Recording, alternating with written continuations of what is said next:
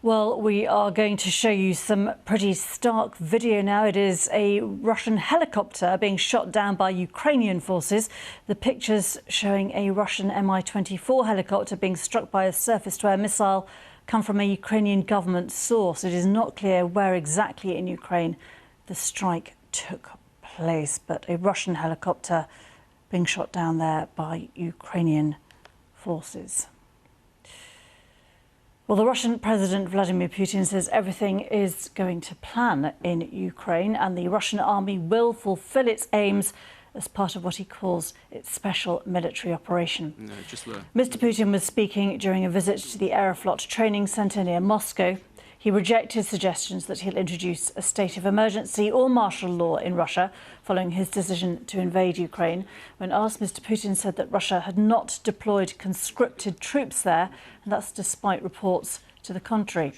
Well, Aeroflot, Russia's flagship airline, has announced that it will stop all flights abroad with the exception of those to Belarus from March the 8th.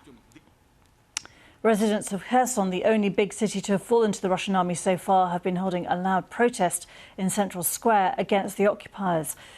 Videos on social media show that Russian soldiers are firing into the air to deter the approaching crowd. My colleague Yalda Hakim has been speaking to Yevan, a resident in Kherson in southern Ukraine, which is the first major city to be taken by Russia after heavy fighting since it invaded. We're just using his first name to protect his safety. I want to say that our mayor of Kherson earlier 2 days ago said that the Kherson is on the edge of humanitarian catastrophe because the city is running out of food and running out of medicine. He asked the occupants to make the green corridor for the humanitarian aid, but they are rejected it, and instead of that, they are getting here his humanitarian aid for the propaganda purpose. They set two large cars, I don't know how to say it, in the center of the city, and they brought a small group of people. They were pretending that they are Kherson citizens who are taking that aid and thank you, and saying thank you the Russian troops, but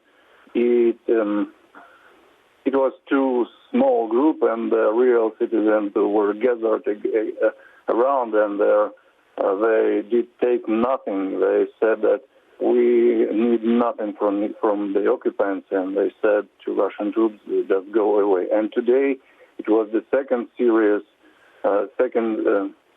part of Russian propaganda, because a small group of Russian troops were gathered on the center square of Kherson, and again a small group of the fake citizens with the USSR flag.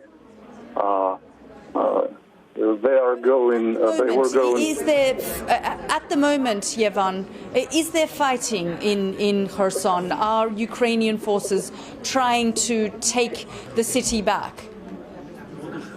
Every night we hear about 6 or 10 explosions.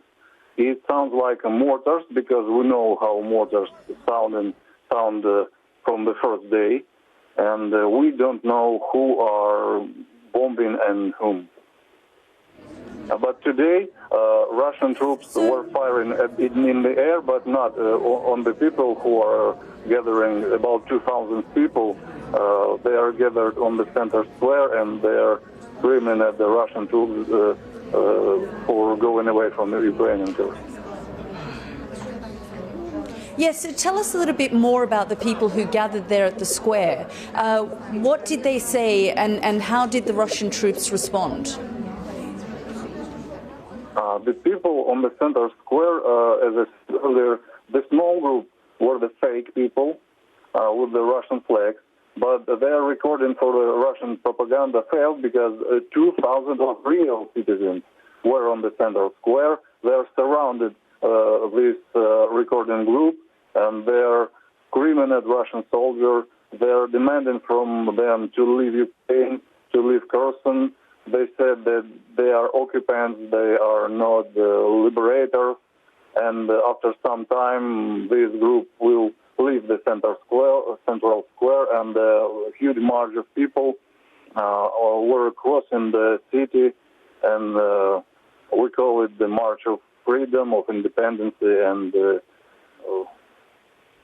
of Ukraine, basically. Are you currently able to go back to your home, or are you staying in some kind of underground bunker? What is the living conditions like there? We were in the underground bunker where when the Russians were bombing Kherson. Now they are in Kherson, so they are done bombing themselves, but every night we hear mortars.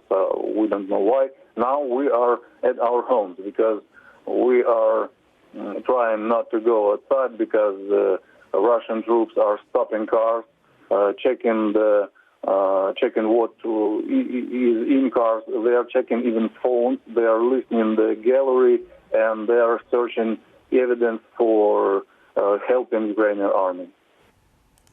That interview there with a resident in Yevhen with Yalda Hakim.